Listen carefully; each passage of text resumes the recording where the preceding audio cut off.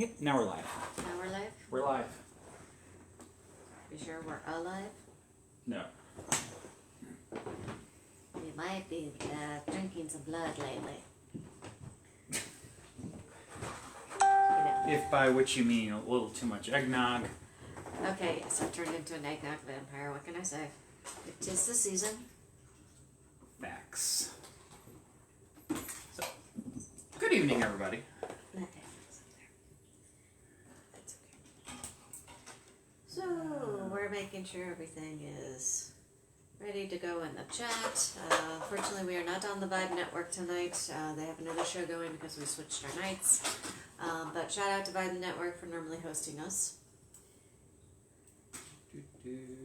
Computer's being a wee bit slow tonight with Facebook. There we are. Yay, it works. Cats are playing. Yeah, you hear the cats all skittering around in the background doing their thing. Yeah. And, aha!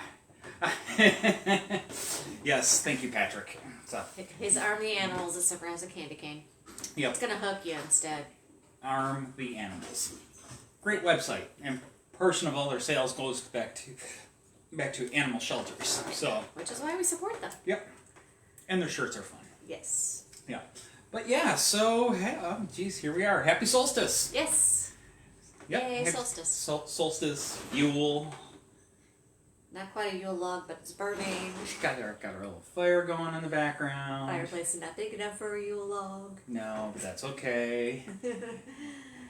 Oh, hey, Libby.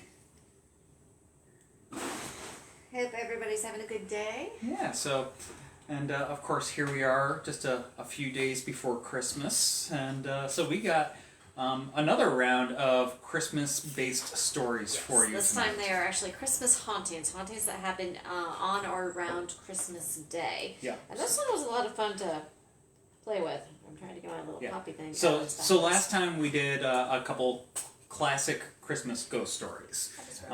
The types of ones that were published back, in like the Victorian era, and the fiction ones from that era that were very commonly told around the fire. And we're actually, that was what we did that once last year. Went over very well. We had the Kit Bag by Algernon Blackwood, and what was the other one? It was the train one. Yes. I can't remember. I can't remember the name. It was good. It was a good story. It was. But the Kit Bag really stuck in my mind. And even though we shared a couple of different ones a couple weeks ago.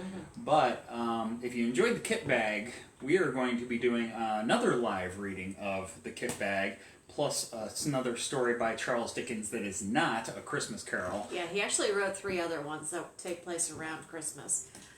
So we decided we were going to choose one of those this time. Yep. And so when we say chose this time, we're going to be doing the reading in 2 days. We're not going to be broadcasting it live online. Instead, we are going to be live in person down at Richbrow Brewing that evening. So yeah. So if you're in Richmond and you want to come down and see us live doing these readings, please come to Richbrow, and it'll be a lot of fun. Yep. There's also going to be live music that night, so we're going to be kind of sharing the stage. Yep. So live music from 6:30 to 7:30. We'll be doing a live reading from 7:30 to 8ish. Live music again from 8 to 9, and at 9 o'clock we will be doing our second reading. Yep. So it's going to be a fun evening down there. But before we get that far, we have a fun evening ahead of us this evening. Yes. So please join us for these interesting tales that I found. So happy solstice, as we said. Of course, as you're gathering around to share your holidays with your family and your friends, take a moment to think about those who you're not with. Not only in the physical world, but those whose spirits may be lingering by your side. We said it before, but it bears repeating. Before Halloween, of course, the massive celebration that we enjoy today, the Christmas season, was the time to actually share your spectral stories. This tradition did not originate for the fun of it. Rather, our ancestors residing in the northern hemisphere believed that these darkest and coldest days of the year were the time when the veil between this world and the next was at its thinnest, making it the ideal time for our dearly departed to communicate with us. While this belief eventually sparked an entire genre of spirited holiday fiction, some of which we have, of course, shared with you. Tonight we are going to focus on those non-fictional encounters that have occurred to many throughout this time of year. So we hope you have your spirited holiday beverage of choice. Mine's up there. And maybe a few tissues as well. I'm ready. Because we're going to share with you some of these hauntings of the Christmas season.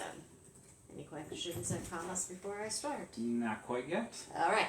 So we're going to pop up to Pennsylvania for this one. And this is at the Hotel Bethlehem in Bethlehem, Pennsylvania. It is a small city that is more haunted than it is holy, located at the heart of the Lehigh Valley. The city is rich in colonial history, with its founding in 1741 by Moravian settlers, which were the members of the oldest Protestant denomination. Excuse me. The town got its name at Christmas time in the year of its founding. I have a tickle.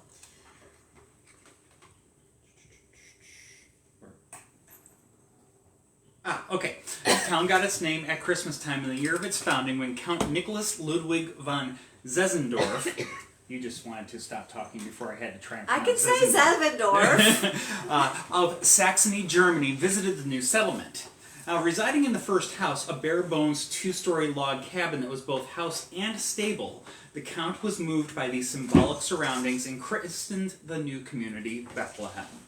Fast forward 200 years, and the local Chamber of Commerce proclaims Bethlehem the Christmas city for the entire country in 1937. The town offers historic nightlight tours, historic venues from the 18th century, a live Christmas pageant, and a Christmas bazaar for all of your holiday shopping needs. One thing that generally gets left off of the official agenda, though, is the city's spirits. The most notable ghosts in Bethlehem center around the Hotel Bethlehem, which stands on the site of the log cabin where Count Nicholas stayed over Christmas in 1741. In 1823, the Moravian Church built the Eagle Hotel on the site, and in 1921, Charles Schwab, the president of Bethlehem Steel, replaced the Eagle with the current Hotel Bethlehem. A majestic structure worthy of the fame and elegance that Mr. Schwab was accustomed to, it's with this remarkable structure that the paranormal entered the community limelight. Since opening their doors, several spirits have made themselves known to the staff and guests of the Hotel Bethlehem. For years, people have reported seeing apparitions, shadows, and inexplicable reflections in the mirrored and glass surfaces throughout the hotel. Workers have heard their names called out when they are alone, and some have even reported getting a tap on the shoulder from an unseen hand. Pens will drop on the front desk from out of nowhere, and perhaps the most unusual activity of all, vacuums will turn on and roll across the floor on their own, even though they are not plugged in. Yes! I will take a haunted vacuum that actually cleans my house. In one of the more unsettling encounters, a guest staying in room 932 awoke to find the misty apparition of a man by their bed, whispering, "Why are you in my room?" Other room-bound activity has entailed lights turning on and off on their own, and papers flying off of desks, or even standing upright on their own as if someone had just picked them up to get a closer look and read. While some of the hauntings bear no explanation, there are a few resident spirits that have been identified, the most famous of which is May Yo. May Yo was born in the Eagle Hotel in 1866 and given the name Mary Augusta Yo. She was the granddaughter of the hotel's manager at the time, Caleb Yo. Young Mary had a flair for the stage, and she would often sing and dance in the hotel lobby to the delight of guests.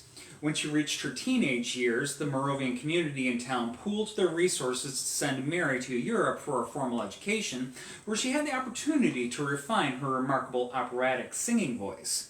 Unfortunately, they came to regret their investment in the young woman. Mary shot to fame and adopted May as her official name. Her fame and beauty brought her many admirers, and she married into London high society. Her husband, Lord Francis Clinton Hope, wasn't a rich man, and the couple quickly frittered away what little money they had. If his name sounds familiar, it's because Lord Hope was the one-time owner of the Hope Diamond, a remarkable and possibly cursed jewel that May wore on numerous occasions. The diamond and what little else the couple had was lost in bankruptcy, and another man caught May's eye. May ran away with the American military captain, resulting in a scandal that appalled her one-time supporters in her hometown Moravian community. May continued to have a series of very embarrassing and very public events, leading to personal and professional decline that she would never recover from. She passed away in poverty in Boston in 1938 at the age of 72, but still retained enough fame and notoriety to have several thousand people attend her funeral. She was quoted in her obituary as saying, "I've done pretty nearly everything in my life except theft and murder. But thank God, whatever I've done, my heart's been in it." Despite not having any connection to the Hotel Bethlehem, aside from the fact that the current hotel resides on the site of the Eagle Hotel that May once called home, May's spirit seems to be quite comfortable there. She has been seen at the piano, and some have even heard her bell-like voice singing songs from a long time past. At Christmas, when the hotel lobby is all decorated, some have caught glimpses of her, dressed in lace and satin, standing by the glittering Christmas tree. And some say that her musical choices lean into the Christmas carols that May would have sung around the holidays more than a century ago. So if you want to go ahead and have some ghostly Christmas carols around this time of year, go check out the Hotel Bethlehem. I kind of want to go there anyway because it just sounds like a really good place to go at Christmas. It's considered one of the most top 10 iconic places for Christmas, for traditional Christmas in the U.S. It's a beautiful hotel. Yeah. I checked out a whole bunch of pictures part of this, and so, yeah, gorgeous place to go. Yeah. Not too much else really kind of going for Bethlehem, Pennsylvania these days. So they can do Christmas right. They can do Christmas right, but yeah, since Bethlehem Steel isn't really kind of doing their thing up there anymore, but is what it is. Yeah. Still Your mom wants a vacuum, by the way, but Okay. on its own. She and I are of the same mind. There I go. Any other questions? Zessendorf, distant relative of Ganondorf. Excellent Zelda reference. Yes. Kudos.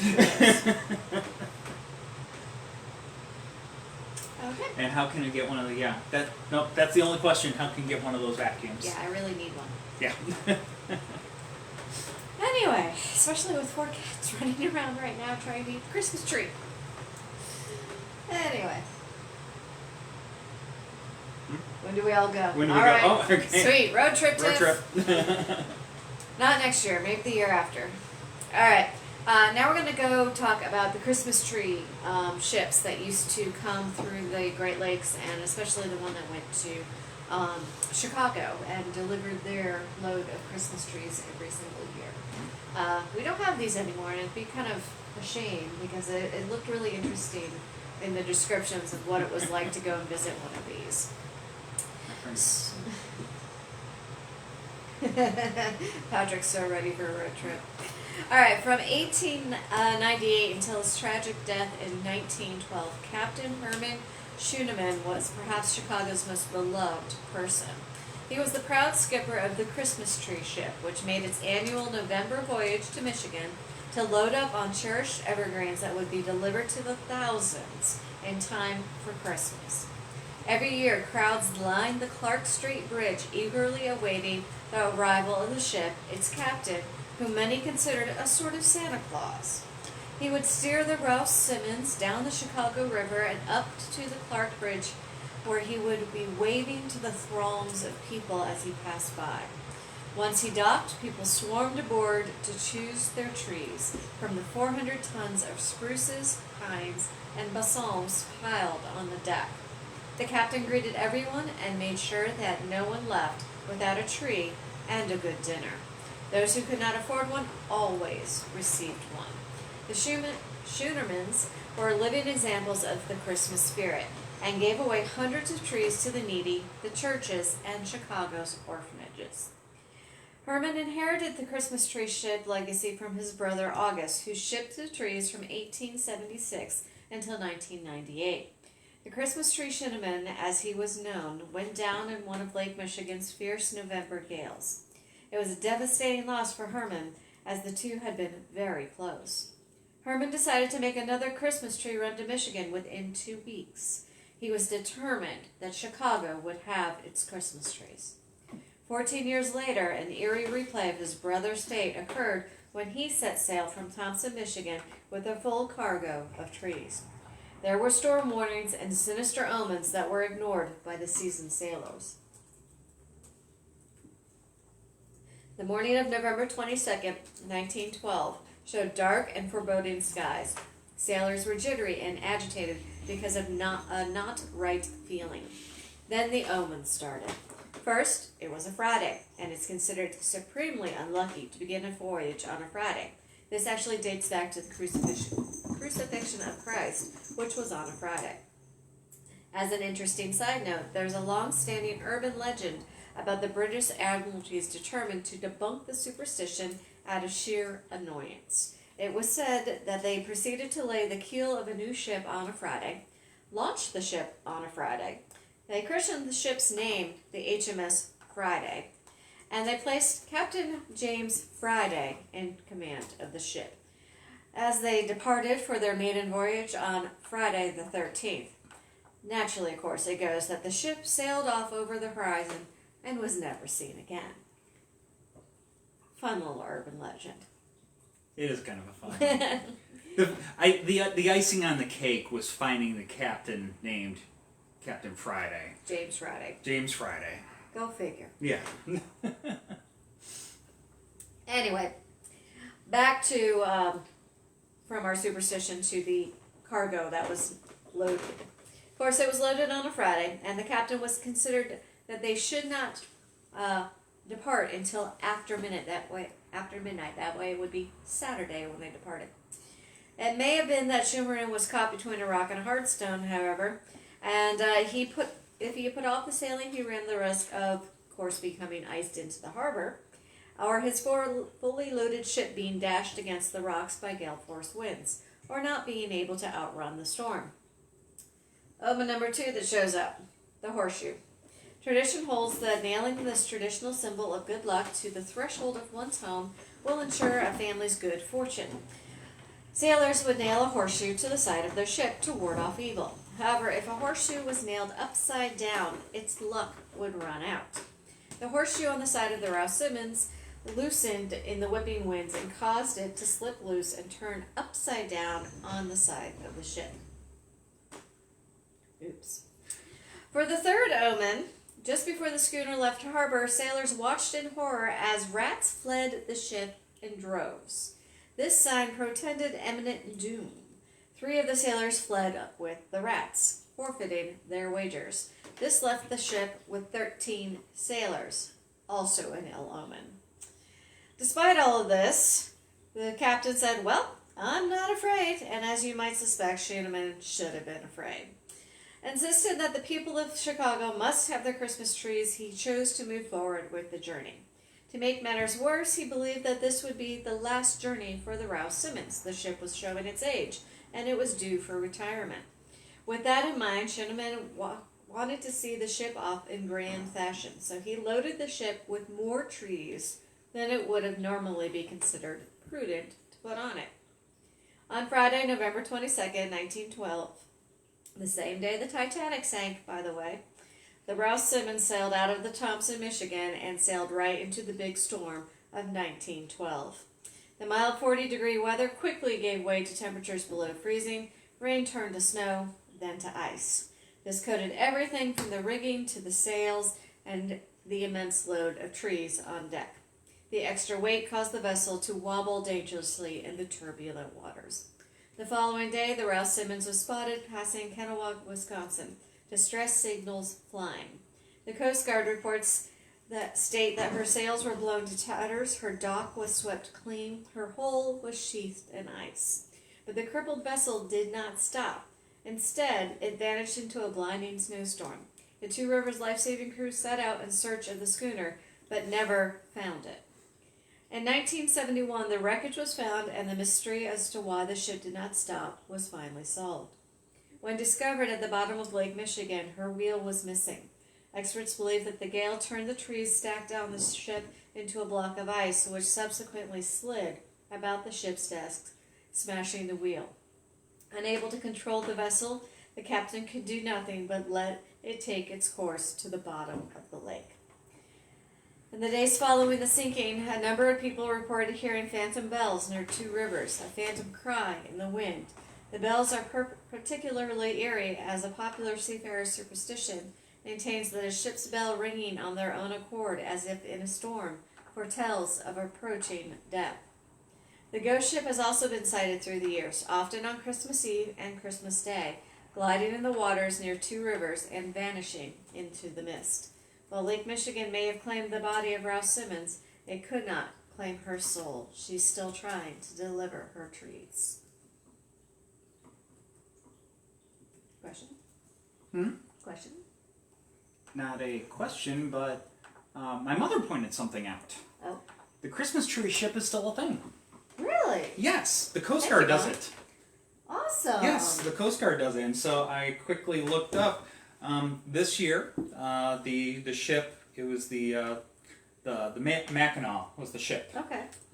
The Coast Guard ship Mackinac. It's a icebreaker, and even better. Yep, yeah. 55-person crew, and they left Sheboygan, Michigan, on November 30th and arrived in Chicago on December 2nd. Cool. Yep. And so along the way, they would do work on the buoys across the lake, across and around the lake for the shipping channels. But it was a 5-day journey, and they pulled right up to the Navy Pier there in downtown Chicago with 1,200 trees. I am so glad that's still going. Yes. So I don't know how I missed that in the research that we were doing, but yep, story's right here. They did it. They did it this year. Awesome. So, yeah, kudos to the U.S. Coast Guard. Woo! And they have the ships that can handle it. Because that ice is nothing to mess around with. Yep. So. Cool. Awesome. So yeah, not a question, but a fun little tidbit. Yeah. So this next story we actually heard about originally from our friend Helen down at Rosie Conley's pub. She was telling us how she always forgets to talk to us about this old bombed out church in Liverpool where they actually start ghost tours these days. And shortly thereafter I found this ghost story about it. So Yep. It was kind of cool that Helen kind of gave me a tip, and then I found one that actually relates to Christmas Day. Yep. Helen may have spent most of her life here in the greater Richmond area, But she's well in tune with Liverpool. her heart is in Liverpool. It is. So We need to go to this place. we do, yeah. So now, excuse me. Okay. So, got my beverage. Okay. Got my bevy. Liverpool City Centre was a busy place on December 20th, 1991. So, that was 30 years ago. Yeah. Yesterday. Yep. So crowds milled around the holiday displays. They were packed with colorful lights, tasty treats, and lovely items for the last-minute holiday shoppers. Among these shoppers in Liverpool that evening was the Edwards family. Mr. Edwards, his wife, and their 4 children had driven in from one of Liverpool's surrounding suburbs, but their trip was off to a difficult start. Having arrived in the bustling city centre, they were struggling to find a parking spot, when Mrs. Edwards suggested looking on Bold Place, a secluded side street running past the backside of St. Luke's Church. Mrs. Edwards' instincts proved correct as they found a spot and everyone piled out of the car as orderly as a family of 6 can, particularly when arguing amongst themselves about which of the many possible places that they would go to visit first.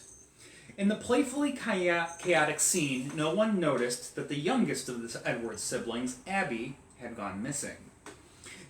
They had already set off to begin their shopping expedition when Mr. Edwards became aware that their party was short a person, and he raised the question, "Where's Abby?"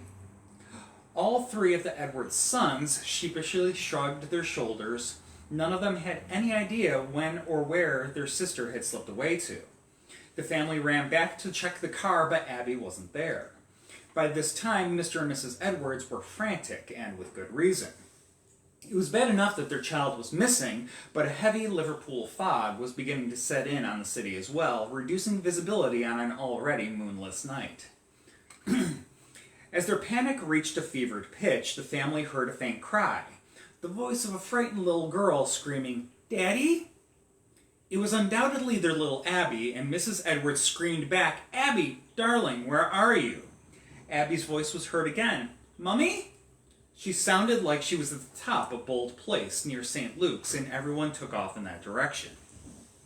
As they rushed by St. Luke's, Mr. Edwards noticed that the back gates of the churchyard were open, and his first thought was that someone had snatched Abby and taken her inside the ruins of the old church. As the fog thickened, St. Luke's loomed more ominously than usual. The church was little more than a husk of its former self. It had been bombed to ruin during World War II, and the shell had been preserved as an enduring reminder of the horrors of the conflict.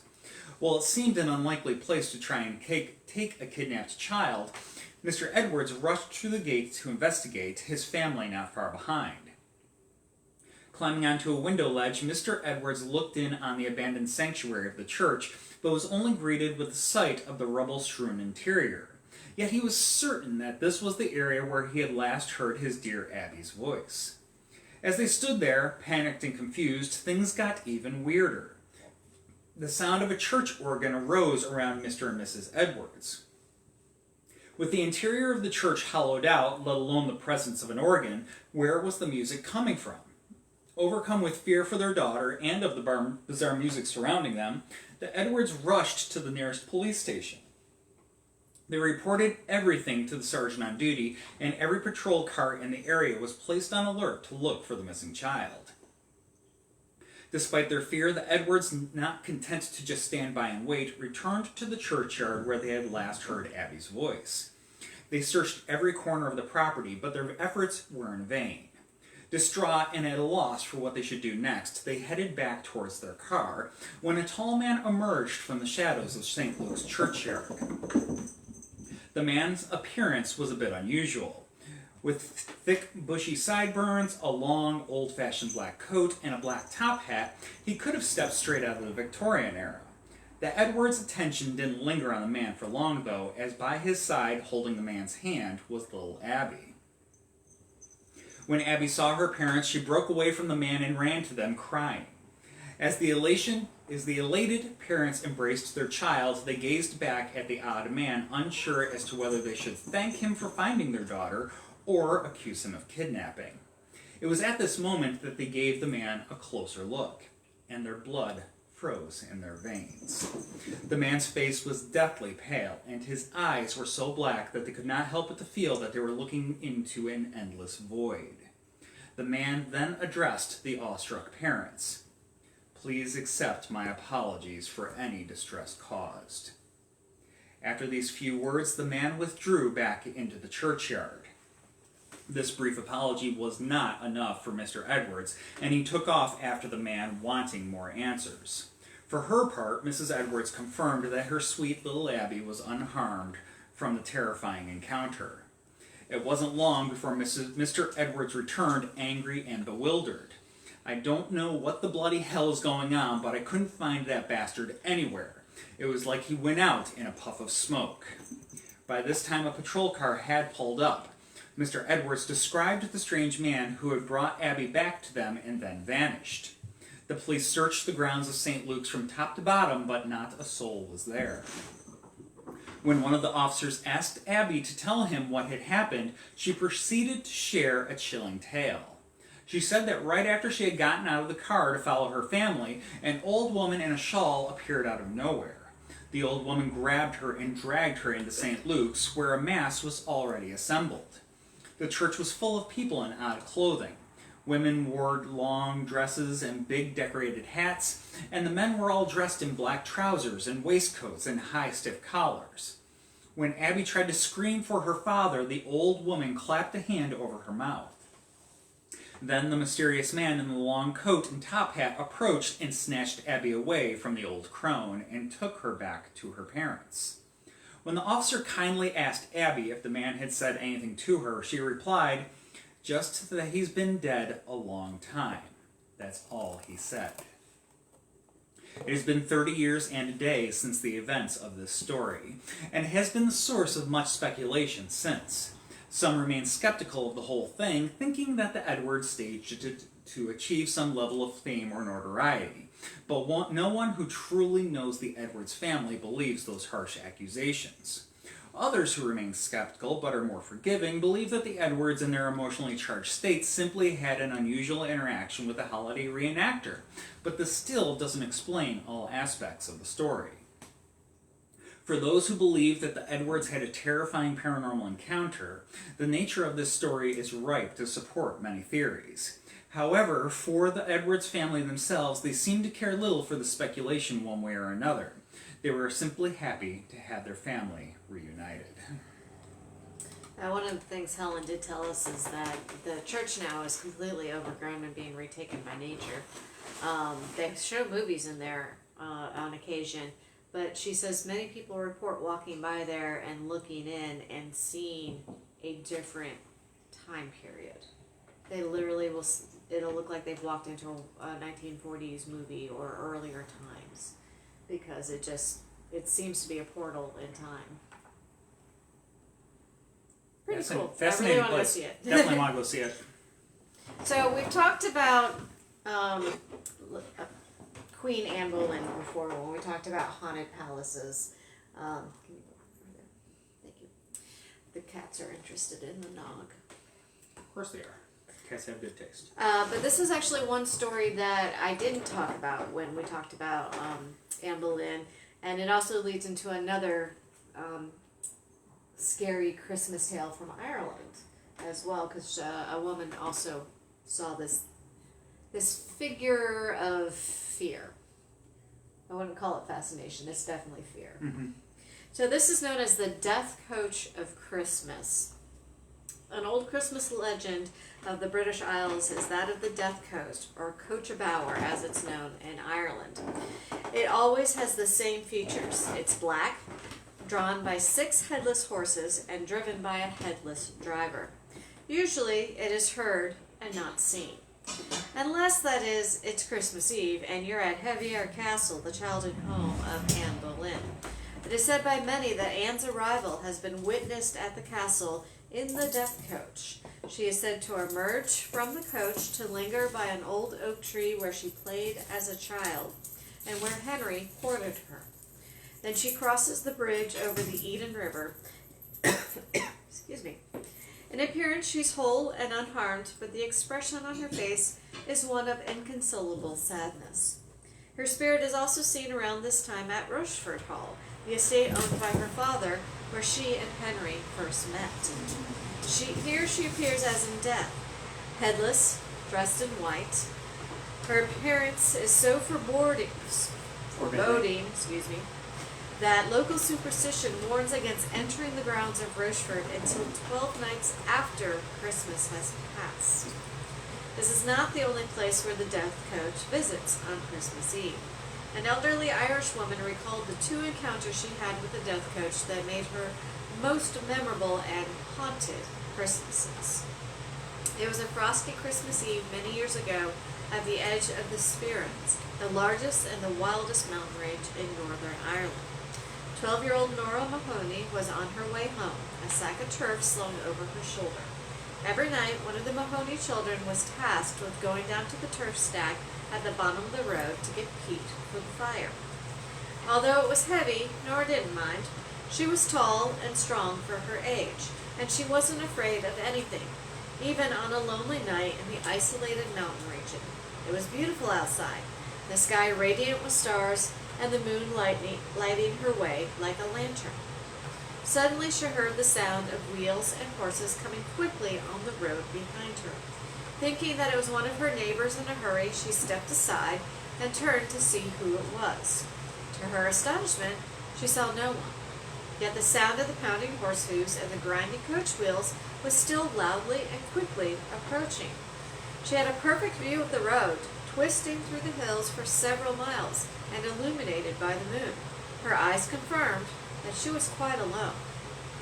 Still, the sound continued to approach, and she tried to stay calm and rational. It was a perfect night, for the sound must be carrying from an unseen coach somewhere in the extreme distance over the clear, frosty air. But then the sound was right beside her, loud enough for the vibration of the horse hooves to rattle her feet, and a rush of cold air brushed past her like a vehicle was pushing her aside. Stumbling into the ditch, Nora heard the vehicle roar by her. and as she struggled to regain her footing, the sound faded away in the distance, still without a coach or a horse in sight. Regaining what little composure she had left, Nora fled the scene, leaving her bag of peat behind her. She crashed through the front door of her home, slamming the door shut behind her, gasping for breath. Her mother was the first to respond to this bizarre display. "Why, Nora Mahoney, what the devil has happened to you, and where's our turf?" Nora sank into the chair and tried to regain control of herself as her family gathered around. Once she was able to do so, she related her experience to the family, and they responded with incredulousness and ridicule. Nora began to doubt her own senses and sanity. Her father ordered her back out into the chilly night to retrieve the turf. After a very brief mental calculation, Nora decided it was better to take her chances with the ghostly coach, rather than the business end of her father's belt. She retraced her steps, retrieved the stack of turf, and this time the night remained as still and as quiet as death itself. In the excitement of Christmas, Nora put the incident behind her, but a week or so later she happened to be chatting with old Ellen Bradley, the elderly widow who had come by for tea. Ellen was considered to be the local wise woman, an expert on the wee folk, the elves, the fairies, the leprechauns, and spirits of the region that were well known for their mischief. As Nora chatted with Ellen, the events of Christmas Eve came up, and Ellen grew very agitated. "Sweet Jesus, protect us!" she cried out. "That was the Costabrow, that was!" Nora was taken aback at the sudden outburst. This was not the response she had expected, particularly after facing such harsh criticism from her own family. It didn't help that Nora had no clue to what the older woman was talking about. Ellen went on to explain that it was called a coach a bower, also known as the death coach. It was a warning, much like the fearful banshees, and that death was on the way. You almost never see it, but you'll hear its thundering wheels and hoofs, and if it ever stops at your door, you know death will visit your home soon. Now, for much more mournful, Ellen went on to say, "Ah, child, there's sorrow coming for someone in this area. You can be sure of it." One evening, not a week after Ellen's ominous prediction, a man who lived down the road was weaving his way past the Mahoney's house, drunk as usual, when he stumbled and fell near the turf stack. It was the exact same spot where Nora had been pushed off the road by the unseen coach. Within a few days, the man's legs swelled up with blood poisoning, and he died. Convinced that it was the work of the Costabrower, Nora refused to ever go back to the turf stack again. At least her father's belt was not able to be considered a harbinger of death. When the death coach comes, there's no outrunning it, no matter how hard you try. 4 years later, Nora's younger sister, Annie, became very ill with pneumonia. Again, it was Christmas time. And as the evening fell, the ice-covered trees sparkled like glass by the moon. The snow glistened like a diamond-covered carpet. But Nora could not enjoy this natural beauty. Her father was out working, her mother was visiting with Nora's aunt in Pomeroy, and left home alone with Annie, Nora was anxiously counting the hours until her mother returned. A rap at the door made Nora jump, but to her relief, it was their neighbor, Maggie Rafferty, who had come to see how Annie was doing. Nora put the kettle on for tea, and the two settled down for a chat by the fire. By and by, Nora heard the sound of a horse and carriage coming up the road. It was probably a neighbor coming by to check on them, or possibly an uncle had given her mother a lift home. Nora listened as the horse hoofs clattered on the road and the coach wheels creaked, drawing to a halt outside the front door. Nora went to the door to greet her mother, but when she opened the door, there was nothing there. Her mind immediately flashed back to her encounter with the Costabrower and subsequent conversation with Ellie 4 years prior. Her heart pounded in her chest, and then she heard 3 low raps. She couldn't pinpoint the source, but they were very distinct and hollow. Maggie jumped from her chair, also hearing the disquieting noise. Maggie's expression was one of pain and concern. "The 3 knocks of death," she whispered to the stillness that had once again settled over the room. There was, in the reference to the old Celtic belief, 3 knocks on a window foretold of approaching death. At that moment, the sound of the horses' coach wheels began again outside, this time receding away towards the mountains before completely fading away into the night. Maggie grew very nervous as she stammered out, "Get away from the window, Nora. As sure as I'm alive, that was a coach-a-row come for your sister's soul." The evening dragged on as heavy atmosphere settled in on the Mahoney household. Mrs. Mahoney finally returned home. When it was told of the evening's business, she believed not a word of it, stating it was only silly superstition. Nonetheless, she checked on Annie and found her sleeping soundly, her breath soft and regular.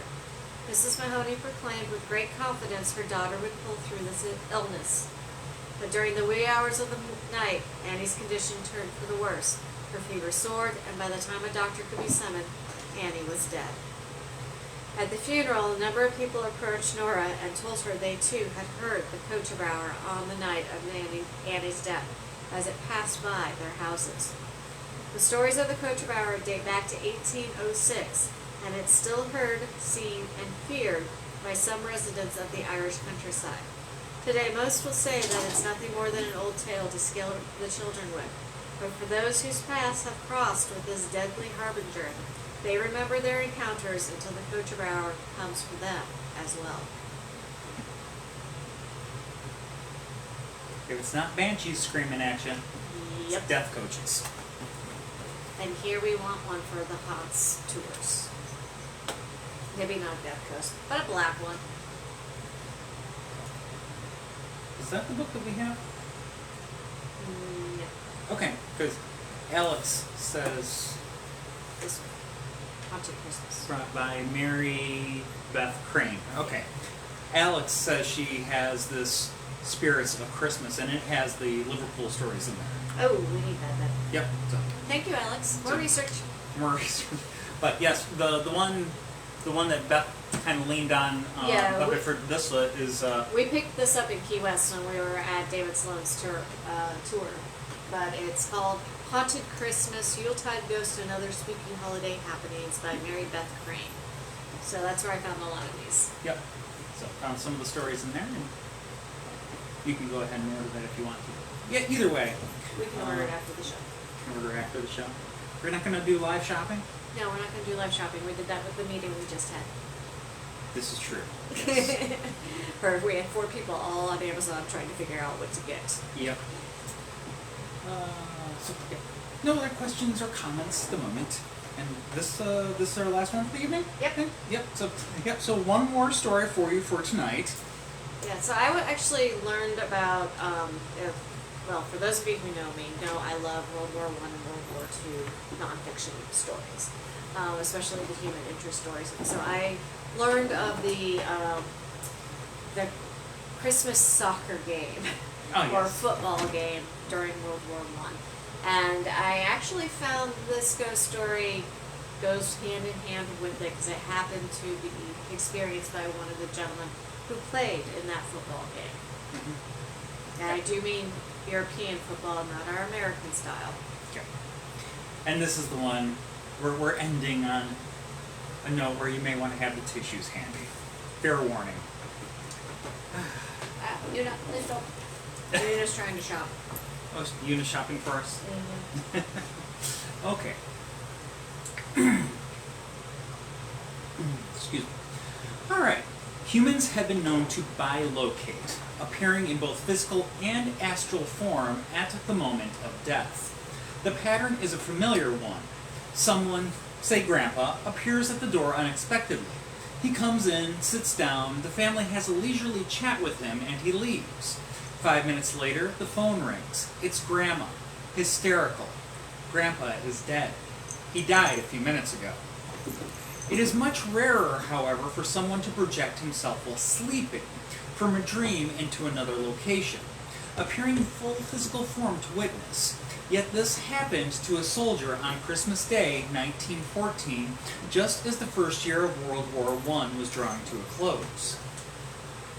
The trenches were the last place anyone wanted to be on Christmas Eve, 1914.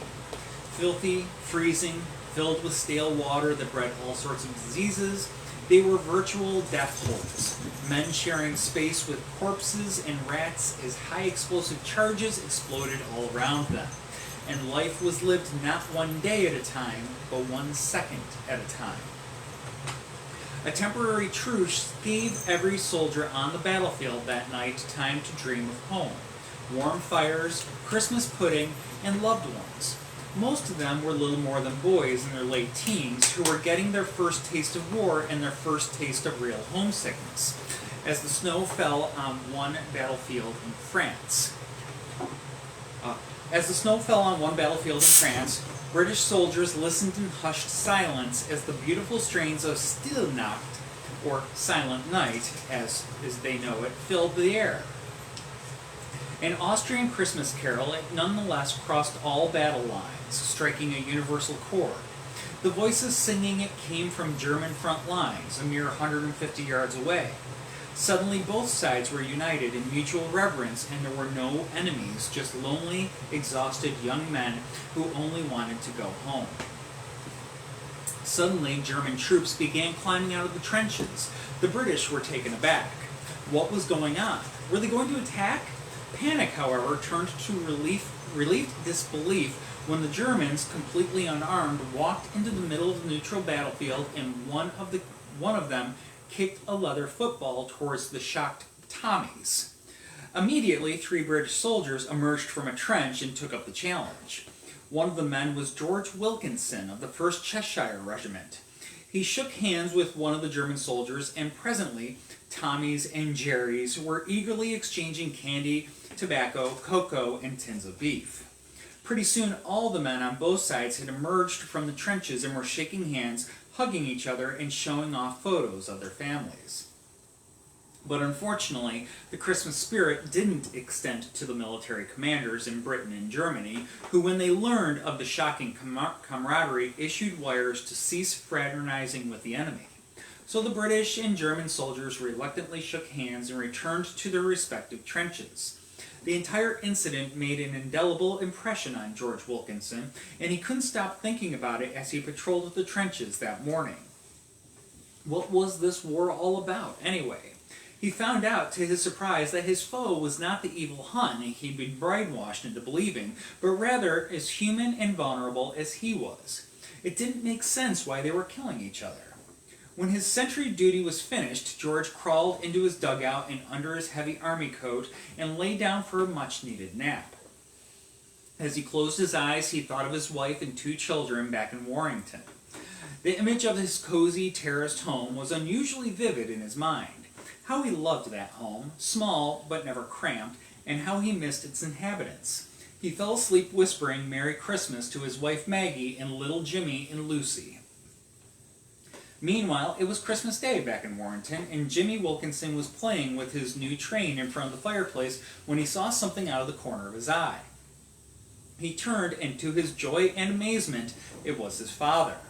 "Daddy," he exclaimed, "you're home for Christmas!" Lucy clapped her hands with excitement, and the 2 children rushed over to George Wilkinson, who had grabbed them and held them tight against him, all the time throughout bewildered as to what was happening. How in the name of God had he gotten home? "Where's Mummy?" he asked the children. "Over at Aunt Joan's," Jimmy replied. Auntie Joan was Maggie's sister, who lived across the street. Joan was a war widow, and the holiday season had thrown her into a deep depression. Maggie had left the children alone in the house for a short while to go check on her sister, who was supposed to rejoin them for Christmas dinner. "Come on, then." George took his children's hands. "Let's go and get her." The happy trio walked out of the house and across the street, where Maggie and Joan were standing in front of Joan's house. "It's George!" screamed Maggie. "It can't be," marveled Joan. "Maggie!" George called out to her, dropping his children's hands. He ran towards her, and then he vanished, and only Jimmy and Lucy were crossing the street. Nobody could believe what happened. "Daddy!" Lucy cried. "Where did Daddy go?" Maggie screamed and fell into Joan's arms, sobbing. The strangest thing was that only Jimmy and Lucy's footprints were visible in the snow. Although everyone had seen him and his children had actually had physical contact with him, George Wilkinson had apparently never been there.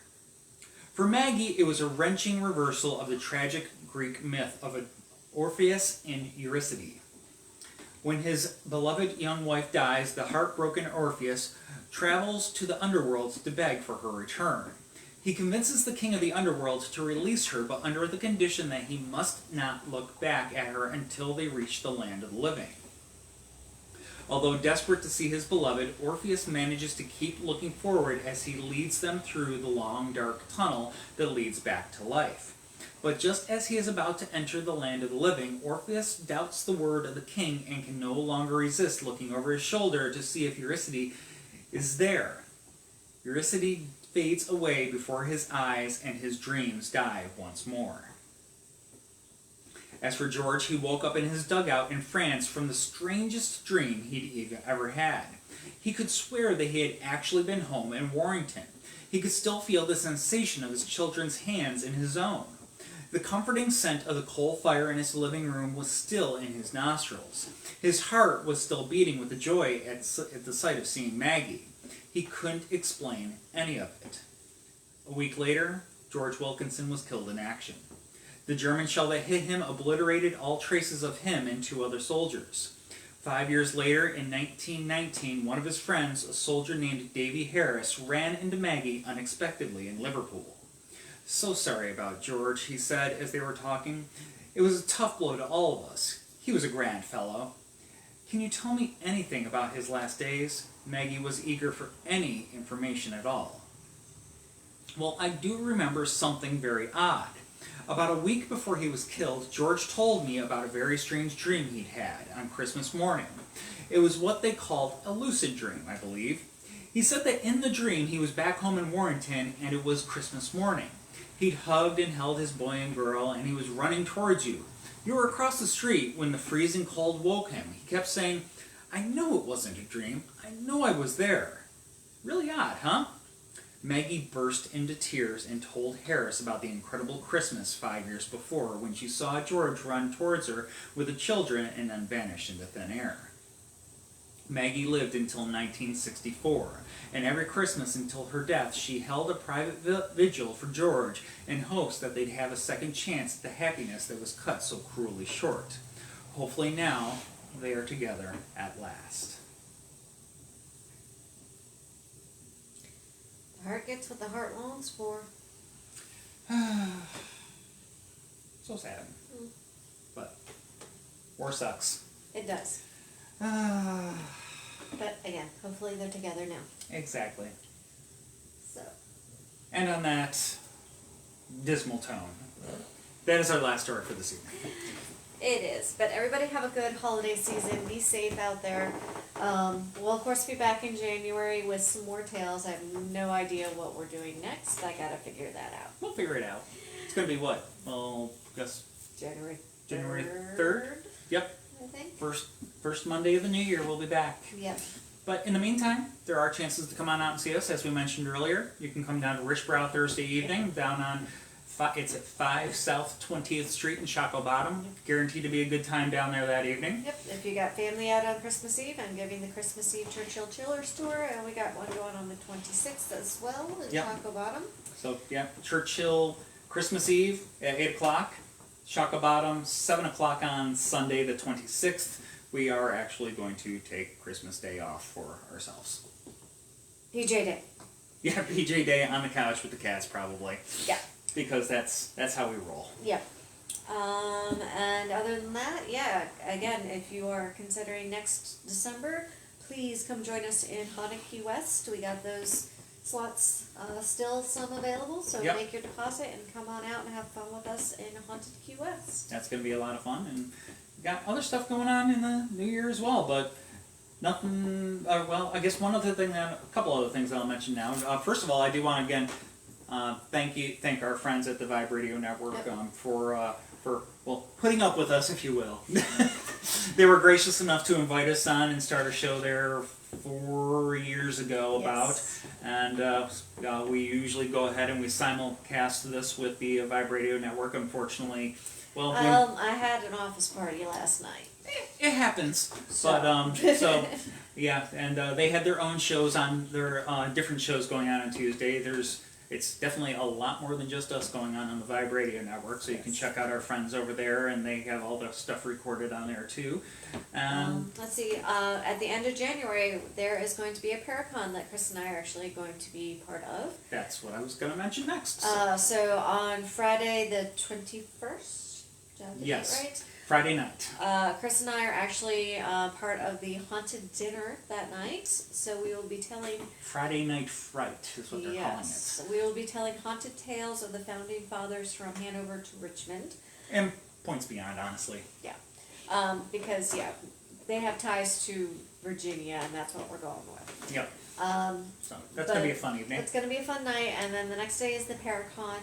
Of course, you have all day of speakers. You have a chance to have dinner with the speakers, and then, of course, both nights there's actually going to be an investigation. Yeah, so the Friday Night Fright, if you buy tickets to the dinner, it also gets you into the investigation of Hanover Tavern that night. And there will be guest speakers that night that you'll be investigating with. We'll be announcing those shortly. The speakers will be speaking on Saturday. Yes, they will. But we'll be there for investigating, and some of the speakers from Saturday will be there investigating with us, along, of course, with all of our friends from Transcend Paranormal. So that's going to be a big fun event going on up there. And tickets are on sale now, so you can yeah. go to Hanover Tavern to their events and look up Paracon and buy your tickets and come out. It starts a month from today. Yeah. So it'll be a lot of fun. Yep. It'll be a very busy weekend. It's going to be a lot of fun, I guess. Fun, busy, but fun. Yes. And yeah. I think that's it for the major announcements in January. Yeah, that might be it for now. For January. For January. Yeah, of course, we will be doing another haunted pub hop in January. As a matter of fact, that's going to be the Saturday after our the 8th. Okay, yeah, that one's early this week. Yeah, it's going to be early in the month, but a haunted pub hop, which I still have to put up on the website. I'll do that as soon as we're done here. Okay. I have things to do. He's got a list, and he's not checking it twice. No. He's going to be on the naughty list. It might have wound up in the fire. I don't know. Well, the coal will go in the fire too to help start it. Hey, I'm a practical girl. Oh, jeez. And you're getting the kitties. I am.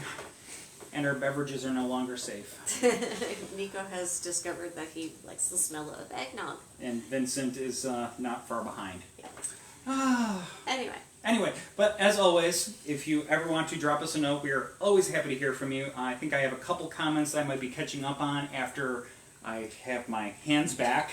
But yeah, thank you all so much for joining us this evening. We'll hope to drop us a note anytime. We're always happy to hear from you, and hope we can see you on a occasion in the not too distant future. Yeah. Until then, have a happy holiday season and a happy new year. Have a good night, y'all. Bye.